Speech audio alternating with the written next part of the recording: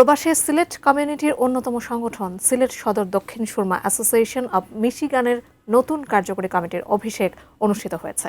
স্থানীয় সময় রোববার সন্ধ্যায় মিশিগানের হ্যামট্রামিক সিটির গেট অব কলম্বাস হলে অনুষ্ঠানের আয়োজন করা হয়।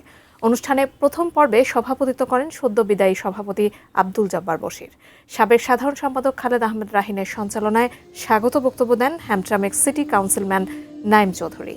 পরে প্রধান অতিথি city mayor Adam Al Harbi এবং নবনির্বাচিত কমিটির সদস্যদের ফুল দিয়ে বরণ করে নেওয়া হয়। নির্বাচন কমিশনের নবনির্বাচিত সভাপতি লিলু মিয়া, সাধারণ সম্পাদক জাফর ইকবাল মল্লিক সহ নতুন কমিটির সদস্যদের শপথ বাক্য পাঠ করান। অনুষ্ঠানের দ্বিতীয় পর্বে সাধারণ সম্পাদক জাফর ইকবাল মল্লিকের উপস্থাপনায় সেতু বন্ধন ম্যাগাজিনের মোড়ক উন্মোচন করা হয়।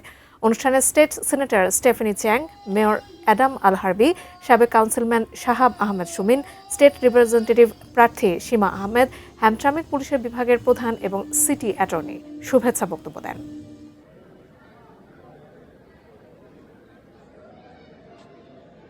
All of your lives matter every day. And just as much, Councilman Chowdhury. It is an honor to be with you today to celebrate the inauguration